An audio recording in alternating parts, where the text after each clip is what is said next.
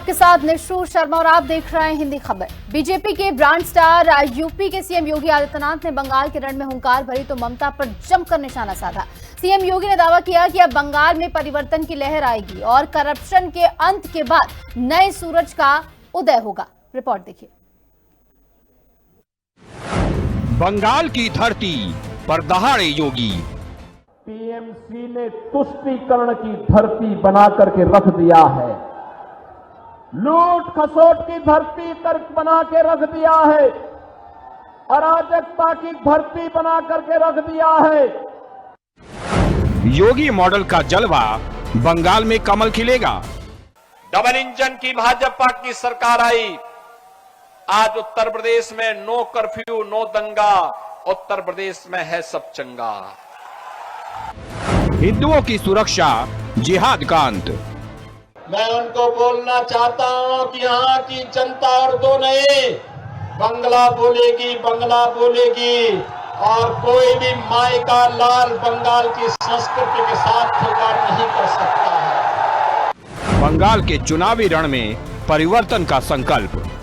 मैं विश्वास के साथ कहने के लिए आया हूं, बंगाल में भी परिवर्तन होगा। बंगाल भी अब परिवर्तन की नई राह पर चल पड़ा है।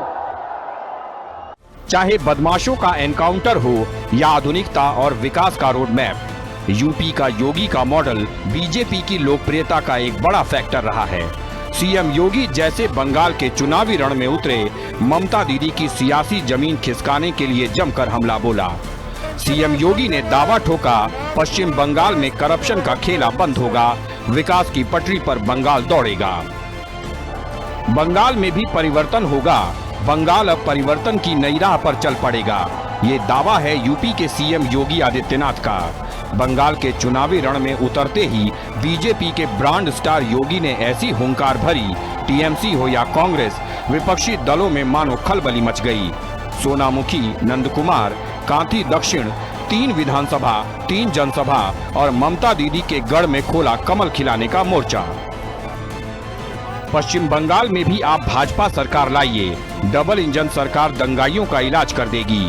तृणमूल व वामपंथी गुंडों का उपचार केवल भाजपा सरकार के पास है। बांग्लादेश में एक दलित हिंदू की निर्मम हत्या हुई, इसके खिलाफ भाजपा ने आंदोलन किया, लेकिन बंगाल की मुख्यमंत्री ममता दीदी मौन रहीं। भय था कि बोलने पर उनका मुस्लिम वोट न खिसक जाए। बंगाल की दुर्दशा को देखकर दुख होता है। पहले कांग्रेस, फिर वामपंथ और 15 वर्ष से तृणमूल कांग्रेस ने बंगाल को कंगाल करने में कोई कसर नहीं छोड़ी। परिवर्तन की राह पर बंगाल, यूपी मॉडल के तर्ज पर गुंडों का उपचार, तुष्टीकरण बनाम संतुष्टीकरण, डबल इंजन से विकास का कमाल, संकल्प माफिया मुक्त बंगाल। बंगाल के चुनावी रण में सीएम योगी ने जनता को भरोसा दिलाया। बंगाल में भी यूपी की तरह संभावनाएं हैं, बस इंतजार है तो जनता का आशीर्वाद मिलने का। अब टीएमसी का सूपड़ा साफ होगा और विकास का भगवा लहराएगा। जिस भी राज्य में बीजेपी की डबल इंजन सरकार आई है, जन जन तक कल्याणकारी योजनाएं पहुंचाई हैं। श्री राम जन्मभूमि पर भगवान राम का मंदिर मुगल काल में तोड़ा गया था। डबल इंजन की सरकार आई, भगवान राम का भव्य राम मंदिर का निर्माण भी अब अयोध्या में हो गया। कोई नहीं रोक पाया, न कांग्रेस, न टीएमसी, न समाजवादी पार्टी, न डीएमके, ये कोई नहीं रोक पाया, न आरजेडी रोक पाई। यही दंगे, यही अराजकता, यही गुंडागर्दी 2017 के पहले उत्तर प्रदेश की धरती पे भी होते थे,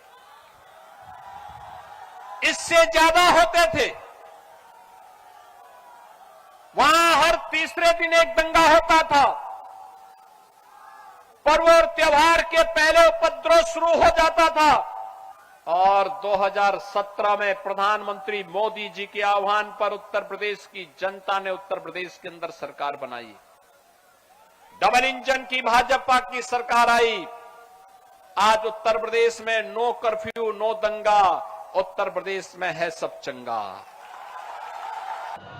भारतीय जनता पार्टी के नेतृत्व में बनने दीजिए। फिर सस्य श्यामला मातरम, वंदे मातरम की धरती हमारा बंगाल फिर से बनेगा। योगी आदित्यनाथ की इन रैलियों ने साबित कर दिया है कि बीजेपी चुनाव के अंतिम चरणों में अपनी पूरी ताकत झोंकने को तैयार है। माफिया और भ्रष्टाचार मुक्त बंगाल का उनका आह्वान टीएमसी खेमे में खलबली पैदा करने वाला है। क्या योगी की ये फायर ब्रांड छवि बंगाल की जनता के मन में परिवर्तन का विश्वास जगा पाएगी? ये तो 4 मई को ही पता चलेगा।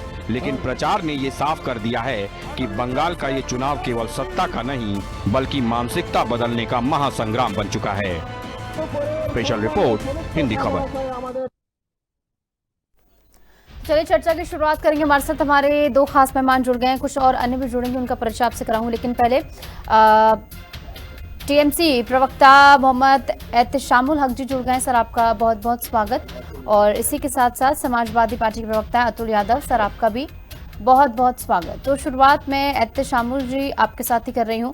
तो देखिए, टीएमसी के लिए बड़ी चुनौती अभी होने वाला है, क्योंकि तमाम मुद्दों से घिरती हुई टीएमसी यहाँ पर नजर आ रही है, क्योंकि कानून व्यवस्था से लेकर तमाम पहलू पर बीजेपी लगातार घेरे है। इस बीच सीएम योगी आदित्यनाथ पहुंचते हैं और कहते हैं कि टीएमसी ने बंगाल को कंगाल बना दिया, बेरोजगारी यहाँ पर बढ़ा दी। ऐसे में किस तरीके से काउंटर इसका अब किया जाएगा टीएमसी की ओर से? देखिए नीतू जी, सबसे बड़ी बात है कि ये पश्चिम बंगाल, ये उत्तर प्रदेश नहीं है, ये पश्चिम बंगाल है। यहाँ योगी जी, मोदी जी, हमारे अमित जी का जादू नहीं चलेगा, यहाँ ममता जी का जादू चलेगा। और यहाँ गंगा जो है, मैं आपको स्पष्ट रूप से कह दूं कि यहाँ गंगा उल्टी बहती। अच्छा। यहाँ देखेंगे आप सुबह को तो दक्षिण को ओर बह रही है, अब फिर आप देखेंगे सेकंड हाफ में तो वो उत्तर की ओर बह रही है। पश्चिम बंगाल बहुत शिक्षित राज्य है। यहाँ हिंदू मुसलमान की काट, मंदिर मस्जिद की काट नहीं चलेगी। यहाँ हमारी सरकार पिछले 15 वर्षों से लगातार लोगों के लिए सेवा कर रही है। ये भारतीय जनता पार्टी जैसा जुमलाबाजी नहीं कर रहे हैं कि हम तुम्हारी सरकार बनाने का मौका दे दिए, हम 3000 रुपया देंगे। तो मैं आपको निशु जी पूछना चाहता हूँ कि भारत के तमाम नागरिक भारतीय जनता पार्टी को जो पहली बार सत्ता में बैठा है, तो वो तो विश्वास करके बैठा है कि 15 लाख रुपया आएगा हर एक भारतीय को, 2 करोड़ प्रतिवार के हिसाब से रोजगार मिलेगा, काला धन विदेशों से आएगा। लेकिन ये सब जुमला है। जब आपके जैसे अंकर, जब उनसे हमारे आदरणीय होम मिनिस्टर जी से पूछे कि आपने इतने इतने वादा किए थे, तो उन्होंने क्या कहा? हमारे होम मिनिस्टर जी ने कहा कि अरे वो तो चुनाव के समय बोला जाता है, वो चुनावी जुमला था। तो पश्चिम बंगाल में नया जो ये स्वगुफा बोले हैं 3000, तो ये चुनावी जुमला है। और एक बात मैं स्पष्ट रूप से नीतू जी कहना चाहता हूँ कि पश्चिम बंगाल भारत का एक इकलौता ऐसा राज्य है कि कभी भी आप डे 1 से देखेंगे जाति के आधार पर वोट नहीं होता, हिंदू मुसलमान के हिसाब से वोट नहीं होता। अच्छा। और दूसरी बात है, ये पश्चिम बंगाल में सत्ता बनाना चाहते हैं, जहां जहां डबल इंजन की सरकार है, जो बंगला बोलते हैं उनको बांग्लादेशी बोलते हैं, रोहिंग्या बोलते हैं, घुसपैठिया बोलते हैं। तो एक बात बताइए, 51 लाख लोगों का नाम समझ लिए काटा गया यहाँ, तो उसमें कितने घुसपैठिया है, कितने रोहिंग्या है, कितने बांग्लादेशी हैं? मैंने बड़े ही इत्मीनान से सर आपकी बात सुनी है, हर एक बात बहुत इत्मीनान से मैंने सुनी है। और उल्टी गंगा का आपने जिक्र किया, आपने कहा कि यहाँ पर जो है जात पात के नाम पर और हिंदू मुस्लिम के नाम पर वोट नहीं डाला जाएगा, लेकिन विकास के नाम पर तो डाला जाएगा ना। Are you aware about the fact कि 2011 से लेकर अब तक 6895 कंपनियां बंगाल छोड़ चुकी हैं? विकास के मद्देनजर क्या हो रहा है? क्या आप उस बारे में कुछ गिनवाना चाहेंगे? इन्वेस्टमेंट नहीं आ रहा है? देखिए निशु जी, विकास के मामला में यहाँ बहुत सारे विकास हुए हैं लोगों के लिए, जैसे गरीबों के लिए बहुत सारे विकास। हमने बताया आपको योजनाएं, जो हमारी योजनाएं हैं 94 योजनाएं पश्चिम बंगाल 5 मुख्य योजनाएं बताइए, 5 मुख्य योजनाएं भी बताइए। बहुत सारे इंडस्ट्री, नेम इट। आपकी आवाज, 5 मुख्य योजनाओं के नाम बताइए अभी। देखिए हमारे यहाँ बहुत सारे मुख्य जो इंडस्ट्रीज में लगाए हैं, मैं उसकी बात कर रहा हूँ। Name it sir, name it. Durgapur, आप देखेंगे आसनसोल, दुर्गापुर, रानीगंज और समझ लीजिए कि बहुत बड़ा लेदर कॉम्प्लेक्स जो हमारे भांगुड़ में जो लेदर कॉम्प्लेक्स के नाम से मतलब आप देखे होंगे कि हजारों हजार फैक्ट्रियां लगी हैं, जो उत्तर प्रदेश से भगाया गया है, पश्चिम बंगाल में हम लोगों ने उनको जगह दिया है, कल कारखाने लगे हैं। But you can't name it sir. ठीक है, मैं आपके पास लौटूंगी। मेरे साथ और भी खास मेहमान जुड़ गए, परिचय करा दूं। कुशाल पांडे जी बीजेपी प्रवक्ता है, सर आपका बहुत बहुत स्वागत। और इसी के साथ राजनीतिक विश्लेषक के तौर पर डॉक्टर मोनिका बी सूद जुड़ गई, मैम आपका भी बहुत बहुत स्वागत। तो पहले कुशाल पांडे जी आपके पास आऊंगी। वो कह रहे हैं कि ये बंगाल है, उत्तर प्रदेश नहीं है, कि यहाँ पर आप इस तरीके से जुमलेबाजी करेंगे और अब मान जाएंगी यहाँ की जनता। यहाँ की जनता जो है टीएमसी के लिए बहती है और उल्टी गंगा बहती, वो ये बात कह रहे हैं। इसका जवाब देखिए, अगर बंगाल उत्तर प्रदेश रहता ना तो हत्यारे और बलात्कारी ऐसे नहीं घूमते रहते। ये उत्तर प्रदेश बनेगा। ये गुजरात मॉडल दीदी कहती कि नहीं बनने देंगे, लेकिन गुजरात की गाड़ी उनके प्रचार में रहती है।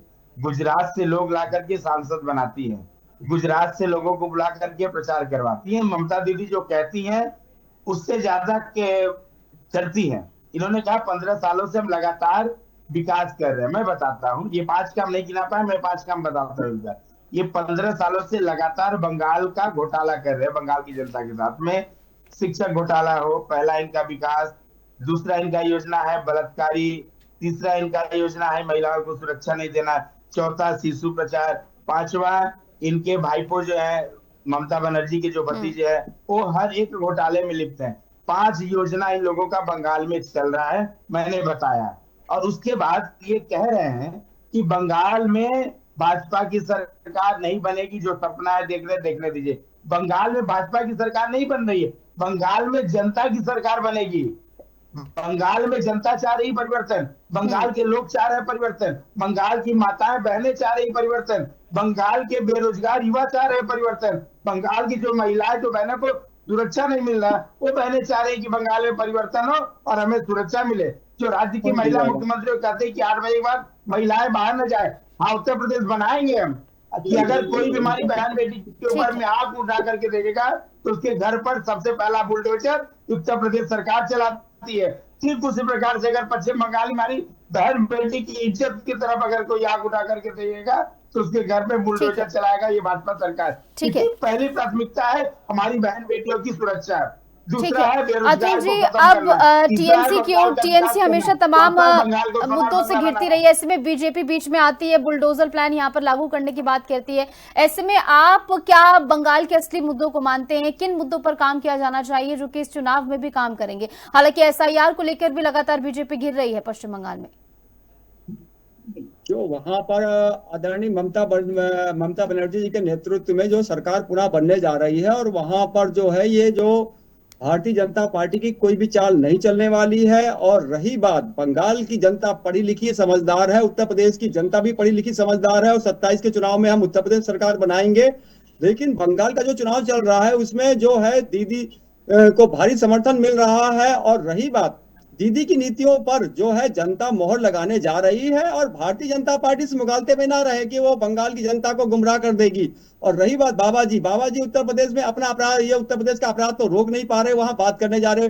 जो बुलडोजर नीति जो है उस पर आपने स्वयं ही देखा होगा कि माननीय सुप्रीम कोर्ट के द्वारा जो आदेश जारी किए गए थे, क्या उसका अनुपालन किया जाता है? ये तो कानून को नहीं मानते, ना कानून को धाता बताते हैं। माननीय योगी जी उत्तर प्रदेश में क्या कानून को उन्होंने जो हमारा जो संविधान है या माननीय सुप्रीम कोर्ट है उन प्रावधानों को माना? कभी नहीं माना। बुलडोजर नीति तो बुलडोजर नीति पर कितना बड़ा आदेश माननीय सुप्रीम कोर्ट द्वारा दिया गया था, उन चीजों को भी देखा जाना चाहिए। बंगाल की सम्मानित जनता जानती है कि इन लोगों कानून व्यवस्था ठीक है बंगाल में। अगर जो चश्मा देखेंगे भारतीय जनता पार्टी का जो चश्मा लगाए हुए होंगे उनको तो आप अपने चश्मे से देखिए सर, अपने चश्मे से बताइए, ठीक लगती है आपको बंगाल में? जी, वहां पर अगर जो ममता बनर्जी का कार्यकाल है वो बहुत संतोषजनक है। वहां की जनता से आप पता लगा लीजिए, आपका भी सम्मानित चैनल है और हम भी आपके सम्मानित चैनल पर बैठते हैं।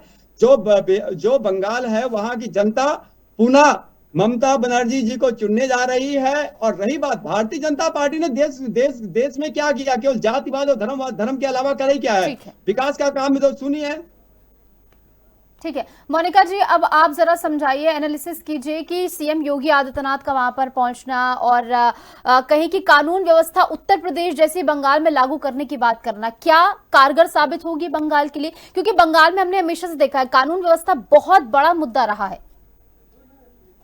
देखिए, जो जितनी भी रीजनल पार्टीज होती हैं वो हमेशा एक पॉलिटिकल अपीजमेंट करती हैं, ठीक है। और ये बहुत ही सेंसिटिव मुद्दा है। इस पे मैं ये कहना चाहूंगी कि जो योगी जी कह रहे हैं वे बिल्कुल सही कह रहे हैं। ये मेरा मानना है, देखिए, कि जो उत्तर प्रदेश में हमने परिवर्तन देखा एक समय, अगर मैं यूपी से कंपैरिजन करूंगा बंगाल का, तो उत्तर प्रदेश में एक समय पे जो दिल्ली के साथ लगे हुए शहर थे, जैसे हम नोएडा बोले, गाजियाबाद बोले, वहां पे महिलाएं रात को 6 बजे के बाद शाम को पैदल नहीं चल सकती थी। उनकी चेन स्नैचिंग होती थी, उनके साथ छेड़छाड़ होती थी। और अगर हम अंदर जाके देखें बहुत यूपी के, तो वहां बहुत महिलाओं को प्रताड़ित किया जाता था, जो कि योगी जी के आने से बहुत सारी सुविधाएं हुई, महिलाएं सुरक्षित हुई और जितना क्राइम था वो सामने आना शुरू हुआ। लोग डर के मारे क्राइम को रिपोर्ट ही नहीं करते थे। और रही बंगाल की बात, बंगाल में जो है ये चीज डेफिनेटली लागू होगी। पर दूसरी बात ये देखिए कि बंगाल की सीमा से कितने रोहिंग्या, कितने घुसपैठिए और रिफ्यूजी अंदर आ रहे हैं। ये लोग सबको अंदर लेके आ रहे हैं और वो पूरे देश में फैलाए जा रहे हैं। और वो जो रोहिंग्या हैं वो कौन है? वो जो है वो कह तो आ तो रहे सारी पाकिस्तान और मतलब सारे उन देशों के अंदर का ये हमारे भारत में एंटर कर रहे हैं। तो अब सोचिए, जब ये पूरे देश में फैल जाएंगे बंगाल के साथ साथ, तो हमारे देश की सिचुएशन और हालत क्या होगी। एक हमें बॉम्ब ब्लास्ट दिल्ली में मिला जिसको कि रोका गया, बल्कि ठीक है, उसको हमारी जो इंटेलिजेंस एजेंसीज थी उन्होंने किसी तरह उसको रोकने की कोशिश की, नहीं तो पता नहीं वो कितना बड़ा ब्लास्ट होता। आप सोचिए ऐसे कितने कारनामे ऐसे होंगे। रही बंगाल की जो है, आप सोचिए कि विकास की बात, तो विकास में आप देखिए इंडस्ट्री का कितना पलायन हुआ है, कितना माइग्रेशन हो गया, इंडस्ट्री रही ही नहीं बंगाल में। अनएम्प्लॉयमेंट, रोजगार का कितना बड़ा क्राइसिस है, लोग स्टार्टअप्स नहीं खोल पा रहे, वहां पे नौकरियां नहीं मिल रही लोगों को। तो जो ममता दीदी की सरकार है ये क्या कर रही है? एसआईआर के लिए बीजेपी को घेर रही है। अब देखिए, एसआईआर जो चलाया गया था वो बीजेपी ने नहीं चलाया था, वो कांग्रेस ने चलाया था, ठीक है ना। पर एसआईआर जो होना है वो सिर्फ इस चीज के लिए होता है कि जो लोग इलीगली रह रहे हैं, जो लोग मतलब हम माने तो जैसे किसी की डेथ हो गई है या कोई बेटी की शादी हो गई है, 27 लाख लोग हैं जो कि अधर में लटके हुए हैं, उनका क्या? देखिए, अब देखिए, मैं आपको एक छोटा सा एक उदाहरण देती हूँ। एक जगह पर हमें यहाँ पर मतलब एसआईआर करते हुए एक ऐसी जगह मिली, मैं आपको जगह का नाम नहीं बता सकती हूँ मतलब टीवी पे, पर ऐसी जगह मिली जहां पर एक 10 बाय 10 के कमरे में 60 लोग की वोट बनी हुई थी, 10 बाय 10 के कमरे में। अगर एसआईआर नहीं करेंगे तो कैसे चलेगा बताइए? कोई एक कमरे में 60 लोग रह सकते हैं? उसके बाद एक जगह ऐसी मिली जहां पर 60 साल का बेटा और 40 साल का बाप। तो मतलब ये जो चीजें हैं वो चिंताजनक हैं, और इतनी चिंताजनक चीजें हैं कि एसआईआर तो बहुत जरूरी है, पर ये लोग एसआईआर को घेर के बैठे क्योंकि इनको पता है कि एसआईआर के अंतर्गत जितने भी घुसपैठिए हैं उनकी वोटें कट जाएंगी। ये तो चाहते हैं ना कि बहुत सारे घुसपैठिए आए और इनकी सरकार आए। ठीक है एहतशामुल जी, हमेशा से बंगाल जो है इनफिल्ट्रेशन के लिए घिरता रहा है, लगातार ऐसे केसेस सामने अगर आप चाहेंगे तो मैं पेश भी कर देती हूँ। पिछले 3 सालों में बीएसएफ ने 5000 से ज्यादा इलीगल बांग्लादेशी इमिग्रेंट्स को पुशबैक करने का काम किया है, और लगातार कहीं कि डेमोग्राफिकल चेंज भी हो रहा है इसके मद्देनजर। इसी को रोकने को लेकर बीजेपी से मुद्दा बना रही है। ऐसे में टीएमसी ने इसको लेकर क्या काम किया है?